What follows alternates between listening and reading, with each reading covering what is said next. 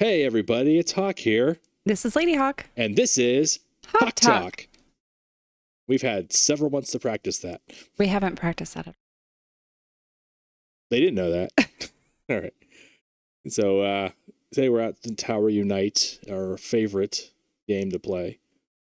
I think one of these days, we're just talking about this a little bit off recording of doing more of a split thing. I got everything set up on her. She's going to start recording every now and then so she can record stuff. I'm going to record my stuff. And I think we're going to start. I think the next recording actually might be a separate, like you're playing your game and I'll be playing my game. And I could take just clips of yours as I need to.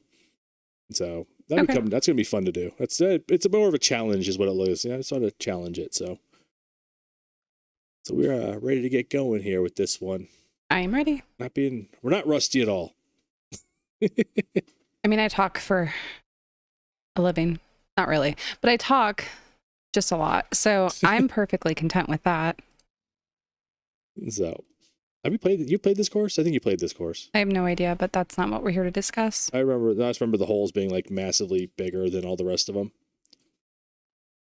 So, we want to roll into our topics here of what we're talking about. Let's talk about OJ. Let's talk about OJ. That's relatively fresh. Let's do that. So, as we all know, OJ, I saw that. OJ passed away, what, a month ago now? I have no idea. A couple weeks ago? Maybe. It seems like a month ago. But obviously, with the death of OJ comes all the other theories and everything regarding the infamous murders of Nicole and Ron. And so I came across this theory, which I guess it's been talked about before, but it kind of got poo-pooed and pushed aside, that supposedly there's a lot of evidence to show that OJ's son from his first marriage, Jason Simpson, is actually the one who killed Ron and Nicole. And so I thought it was very interesting. And my first thought was, why would OJ not like say anything? But then I thought, okay, well, no, that's his son. So, and it was his oldest son, I think. He was 23 at the time. Have you heard about this theory about OJ at all? Well, there's been a lot of theories. I didn't even know he had an older son. That's how much. Besides the children with Nicole? I didn't know he had kids with her. Well, yeah, because the kids with her, when he was like facing trial and everything, ended up being with Nicole's family. And then after he was found innocent, they actually did go and live with him until he was incarcerated for everything else he did. But I didn't know he had kids. Yeah, he did. So I have not heard anything. Okay, so the theory is Jason Simpson was his son from his first marriage. He was 23 years old when the death of Nicole Brown and Ron Goldman happened. And apparently he had something called irrational rage syndrome, which I don't even know exactly how to explain it, but he had threatened to kill himself. He had threatened to kill his girlfriend. He had stabbed himself in front of his girlfriend when he was angry. He threatened a boss. He ended up getting charges pressed against him for that. So he definitely had some issues. He was pretty much obsessed with Nicole Brown. And so he was a sous chef by trade. He had made arrangements with Nicole to make her dinner the night of the murder. It was for her and his siblings, the children that she shared with O.J. Simpson. And she canceled last minute, partially because the kids ended up staying the night with somebody. I don't know if it was friends or family or what, but the kids weren't going to be there. So she felt awkward, I'm sure. But then, she wanted her booty call. She was trying to get Ron to come over and hang out. So she didn't need her ex-stepson there to be a block, if you will. So he apparently decided, the theory goes, he decided to go and confront her about this. And that night, there is no clock out time for him at his employer. He had never done that before. And so there's no evidence to show when he actually left his job that evening. He supposedly went to the house to confront her because he was really upset that she canceled at the last minute. He felt disrespected. He ended up seeing her with Ron. He became irrationally angry. He went back to his car for a knife, and he proceeded to murder Ron and Nicole. And the reason this theory made me think, okay, this is a possibility is A, who is OJ going to protect? The first person OJ is going to protect is his son.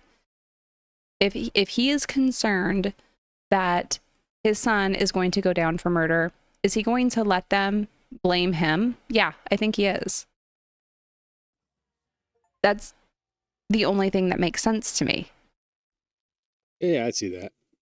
So anyway, so there's other things that went along with it. He didn't punch out, like I said, from his job. He lied about his whereabouts. There was a call made from his cell phone to his father's cell phone right around the time frame in which they believe the murders occurred. He was on probation for threatening a prior boss. There's just a lot. Oh, he was trained in the Navy to work with a knife. So he knew how to kill somebody with a knife without a problem. There was just a lot of things that make me think, And in the grand scheme of things, was OJ a narcissist? Yeah. And if he didn't kill her and Ron, then he sure played it up, because then he wrote that book after he was found innocent. If I did, or, whatever it was called. Yeah, if I did it. If I did it. So do I still think somewhere that he did it? Yeah, probably. But it is an interesting theory, and it's one I cannot put away. Like, it just makes sense to me. I mean, yeah, it all lines up. But at the same time, I feel like he would have eventually said something, like, to the wrong people. Maybe, but he had no reason to say anything because he was found innocent. I know, but he likes to talk. He does like to talk. Yeah, that's my, and then at this point in time, it doesn't really matter. That was almost in. So anyway. But he's dead now. Dead now. Which means no more OJ Twitter. Sure. Cancer took him out. Yep, it's from that Bronco. And like I said, it's very, very plausible that no, OJ did it. But the theory is interesting. And I've watched a lot of crime TV, so to me, that theory completely makes sense for various reasons. That's the one person OJ would cover for. Right. Oh, that was the other thing. So Jason was the only one that had an attorney the day after the crimes were committed. Why did Jason have an attorney? OJ immediately got him an attorney. Yeah, I don't know. It just does, that's the only thing that makes sense to me, is that his son did it. Maybe. Well, I mean, it's also OJ. Yep, that's true. That is very true. Like, there's could be 1,000 theories out there. At the same time, you're like, yeah, but was he like, See, here's the thing. I love my kids. I love my kids. But if you're wrong, you're wrong. If you do something wrong, you're wrong, and you need to deal with the consequences. Now, there are scenarios in which I would probably cover for my kids, like if something terrible had happened to them and that's why they harmed somebody. And I had nothing going for myself, or I was dying of cancer, I'd be like, okay, well, I can spend the next few years in prison. That's fine. Well, at that point, though, if something had happened, we would have gotten him help, Well, and I agree. I think we're big cheerleaders of that, like in our own arenas as well as with our children, is making sure that mental health is a top priority, making sure that, if one of our kids is having a bad situation, we're like in their face trying to figure out what we can do to make it better. So yes, I agree. We would get them help. But let's just say something awful. One of our children were in an abusive relationship, and they ended up doing something awful to their significant other, but they were going to go down for it. I may take the fall for that. But yeah, I mean, it depends. because I wouldn't want to see my kid suffer. There was a movie, I don't remember what the movie was called.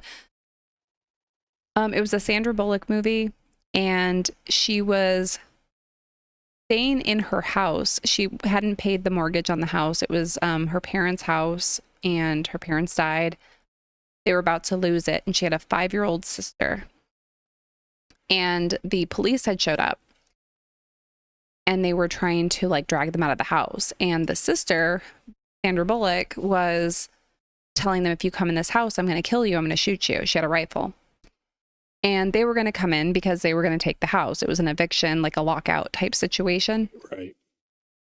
Well, while Sandra Bullock was not looking, the 5-year-old grabbed the gun and killed the cop.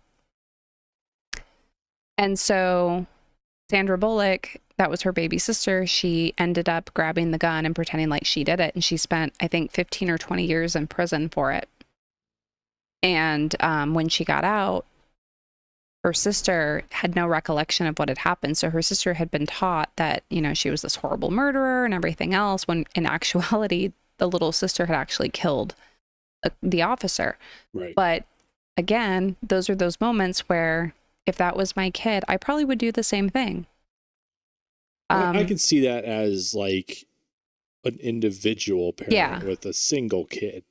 Right. When you have multiple, that's not an option. No, and well, yeah. If you have multiple children, but you have 2 parents, I can see one of the parents doing that. It's one of those situations where as a parent, you know who your kid is as a person, and you know whether or not they want to do right.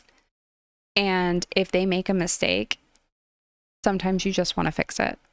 Now, if your kid is a malicious shit, that's a little different. But when you know that something horrible has happened to one of your children and they did what they had to do to protect themselves, but the law isn't going to see it that way, that's a different scenario. I mean, I can see both sides of that. Like, people, you're in protect your kids, and that's, you know, but then there's always the but that gets you, you know. Ooh, stop. If it was, I put myself in the same situation as like, all right, would I do that if the situation calls for it, or would I do everything I could have beforehand to prevent it, you know? Well, yeah, and I get that too. There are some things situations that you get put in that are not really preventable.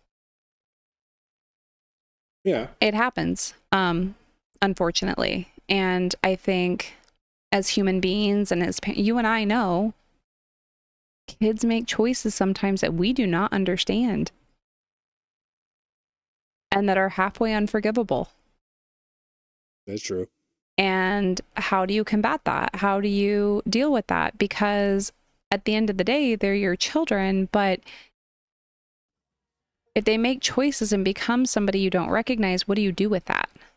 Well, that's the whole thing is, you know, as much as, and you hear all the time, most people think they know their kids. The kids are hiding stuff. Well, okay. You know, so they're completely different when they're outside the house.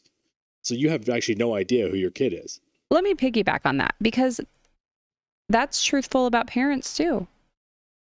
We know our parents as the people who raised us, as our mom and dad. We don't know them as human beings. When we're kids, all we see is mom and dad. So, well, maybe you did. When we get older, yeah, you're going to have your own episode about that. I'm working on it. When we get older, we can be angry with them for not making the decisions that we think they should have made. But when we think about who we are as human beings, we have to realize our parents are human beings too.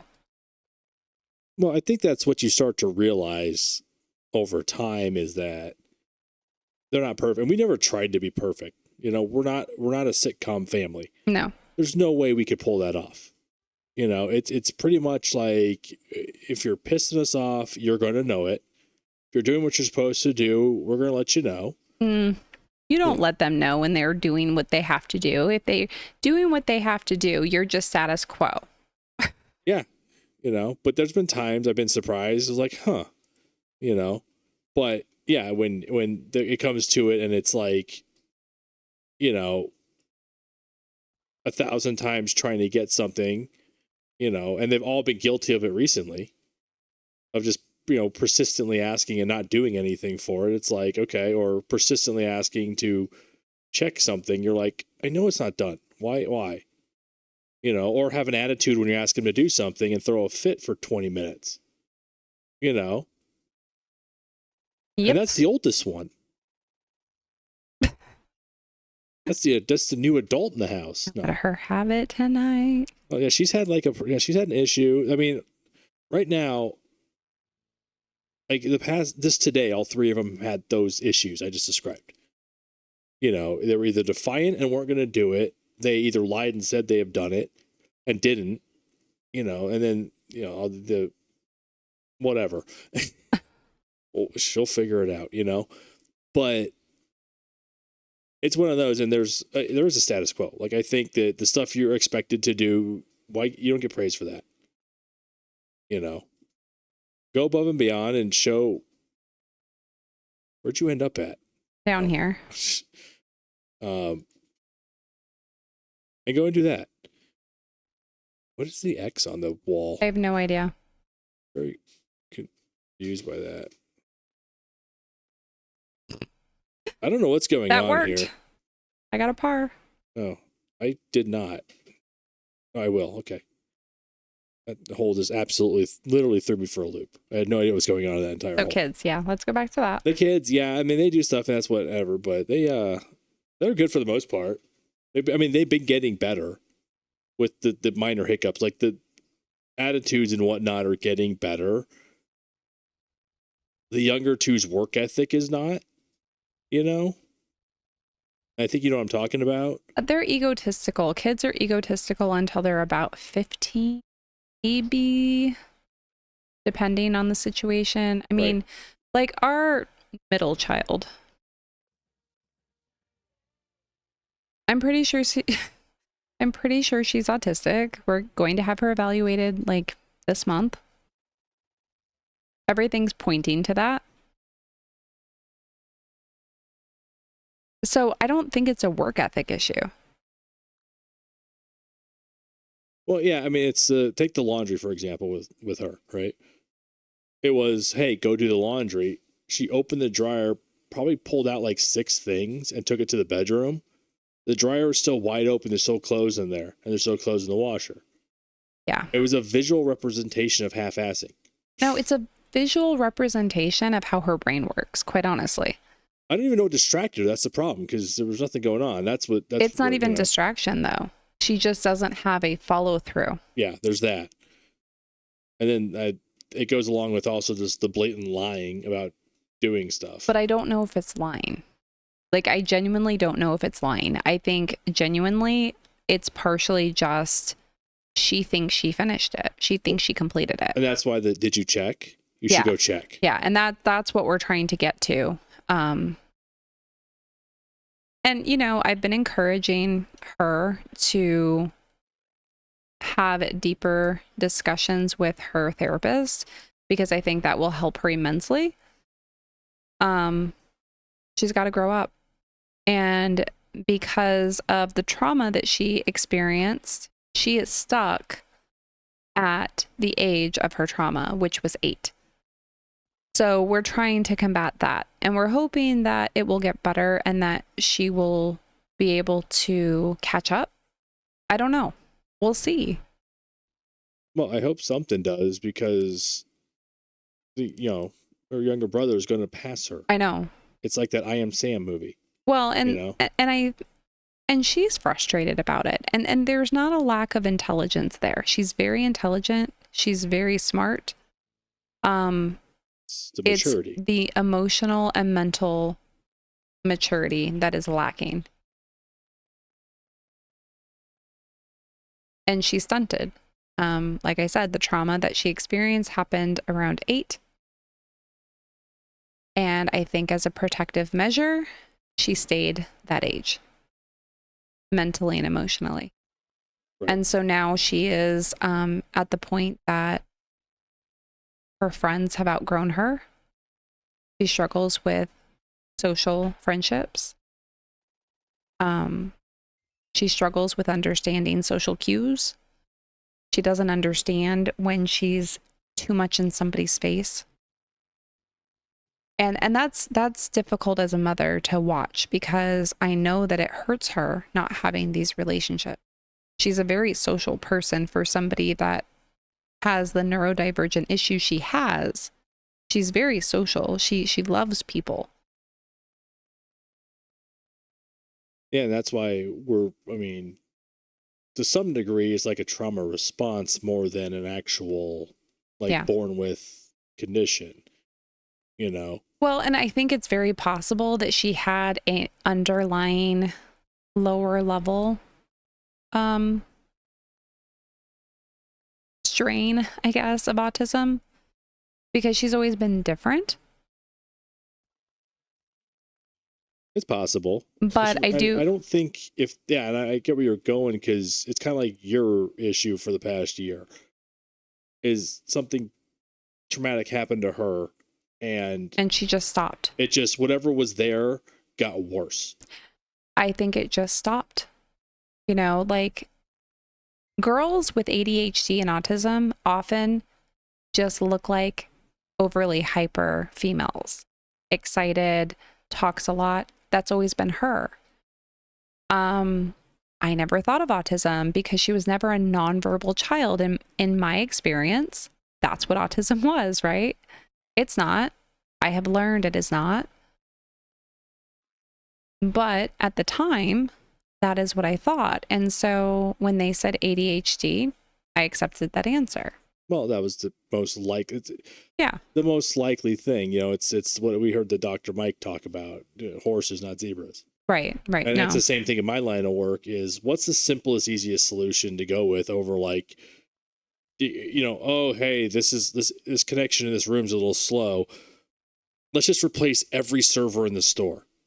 That doesn't make any sense, Well, and the crazy thing is when she's not thinking about or going through things that would make her think about her trauma, she's fine. She's forgetful. But as far as her personality goes and her experiences, she's fine. It's that when she thinks about being more mature and being more grown up, and thinks about, like, she had a boyfriend, which was a completely off the wall situation, because she has said that she was gay for years. But I now believe that her telling me she's gay has a lot to do with her trauma.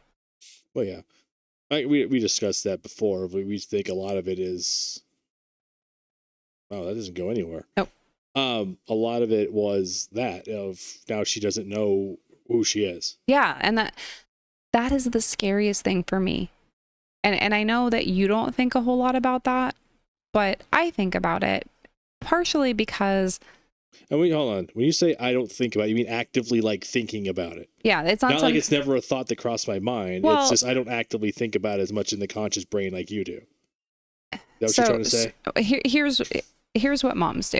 We think of every possible negative scenario that could go on so that we could try to shield it. Dads pretty much only think of the negative scenario when either it comes up or the mom's pointed out. No. Yeah. No. You don't just think, oh, maybe she doesn't know who she is. Like.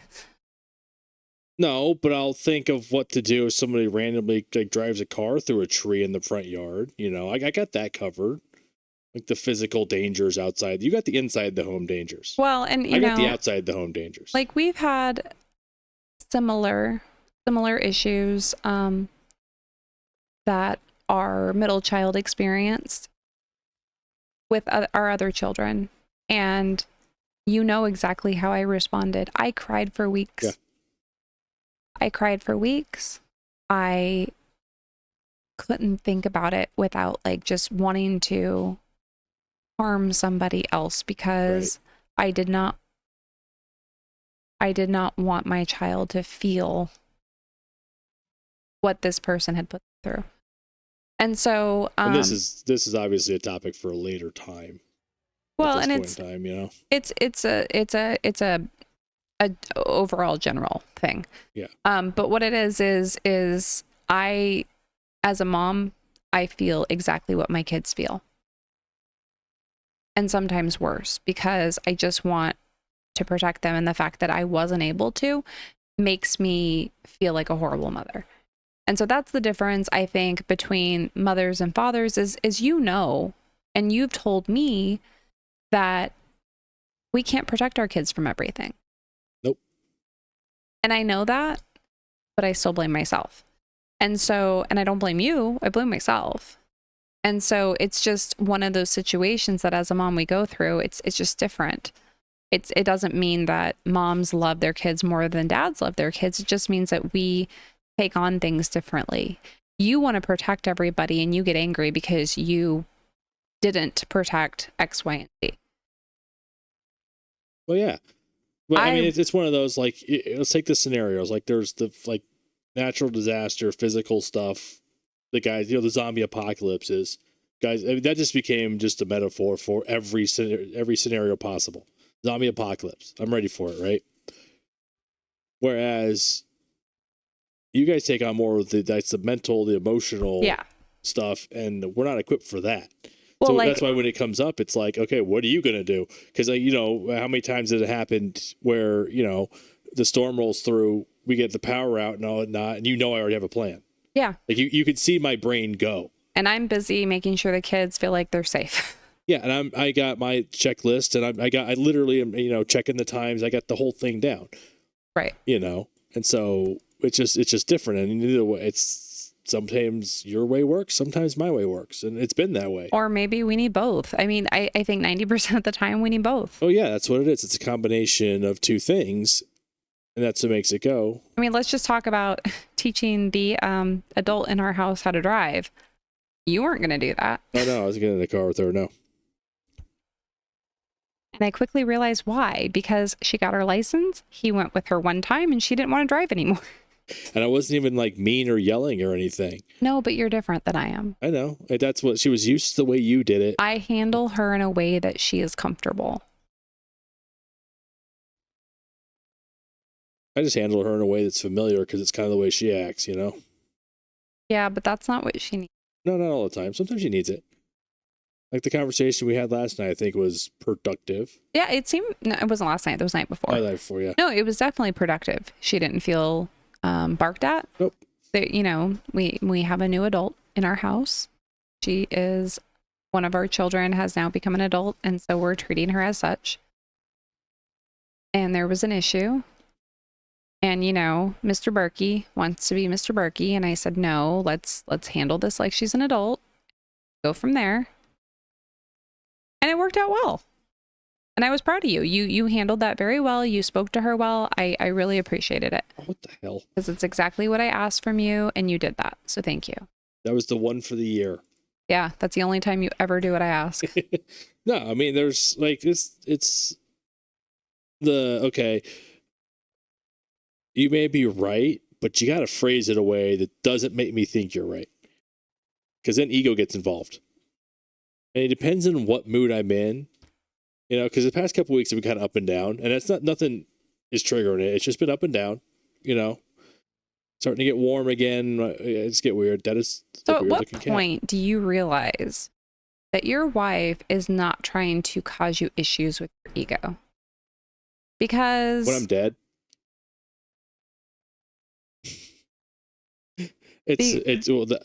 What is the ego? There have been too many times where our child, specifically the oldest one,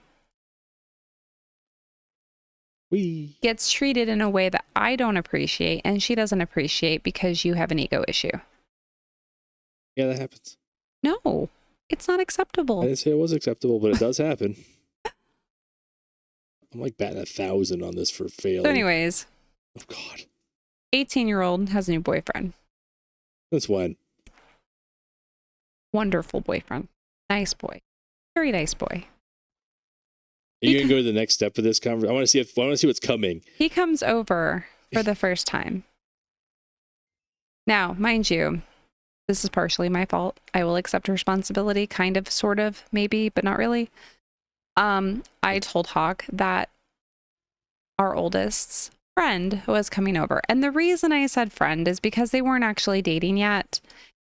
And I didn't really know how to describe him because they're both 18-year-old people and they're not officially dating. So I said her friend.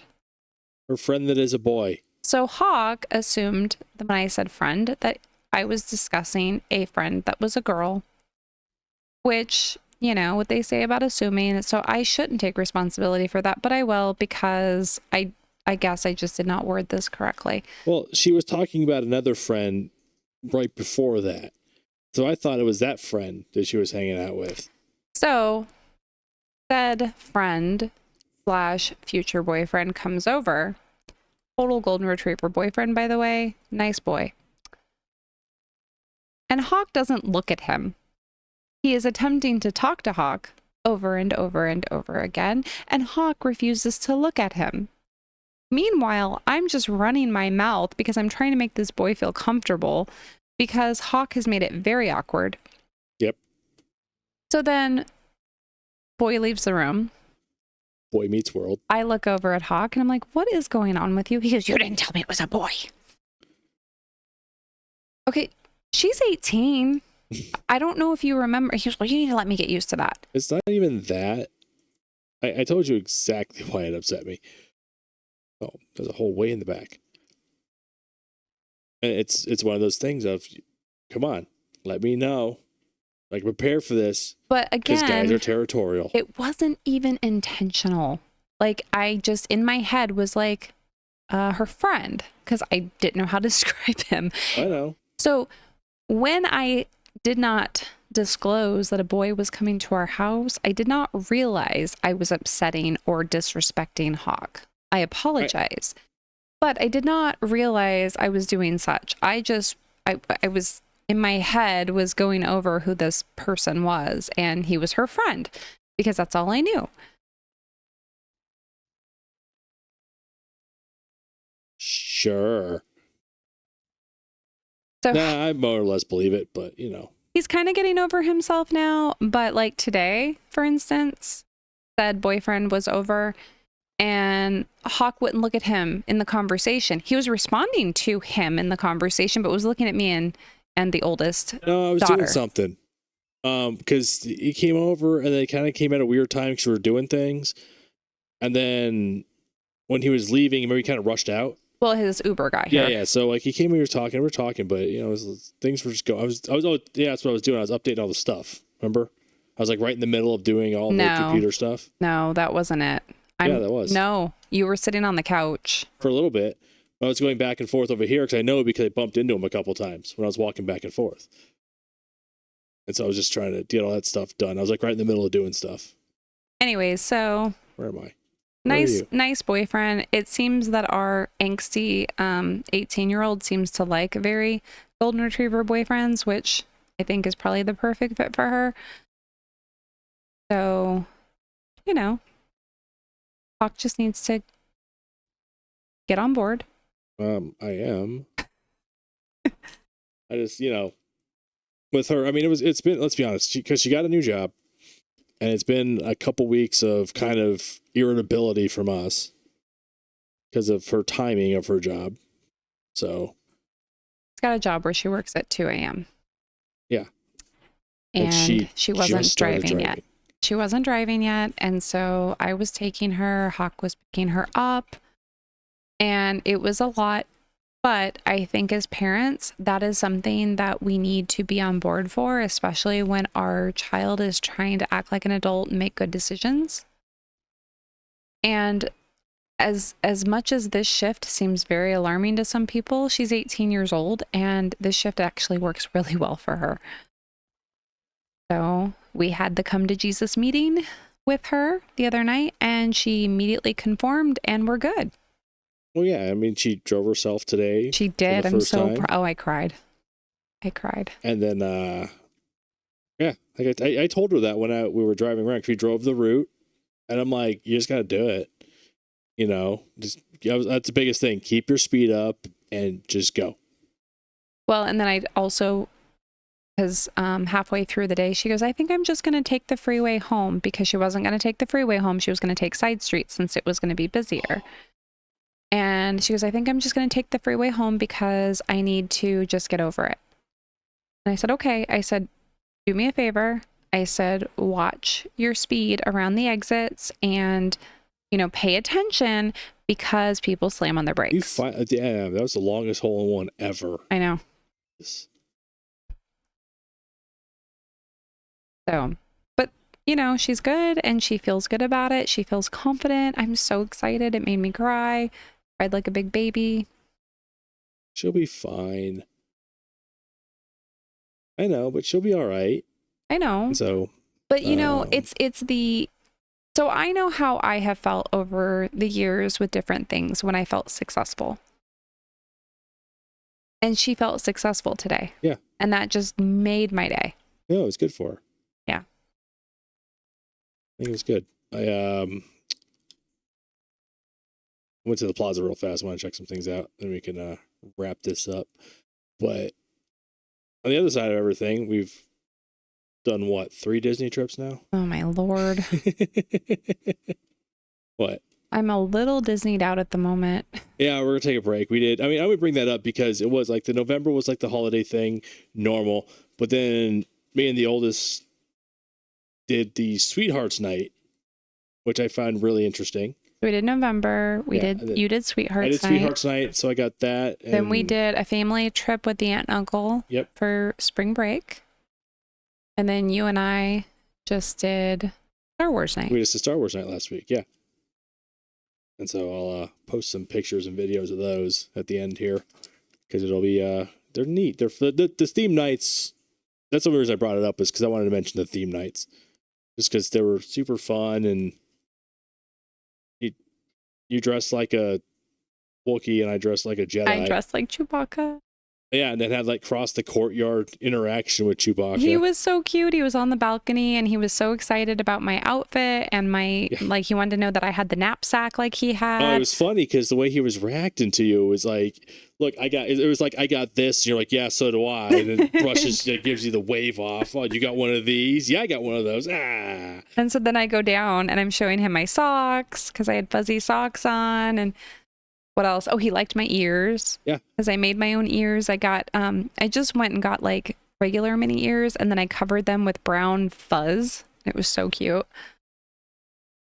So, yeah. Oh, yeah, it was good. It was good. It was a good time. I'm going to do that again sometime. But. All right, all. Well, thank you. Please like, follow, subscribe. We are going to have more content soon and hopefully a new channel with I Want to Do Moi, which is Mama Wants a Word. So please look forward to that. And I don't want to do more editing, so I'm not starting another channel. He is not, because he's lame. Editing is a pain. And you'll find out, because you're going to have to edit your channel. La, la, la. Okay. So, all right. Thank you all. Thanks for joining us.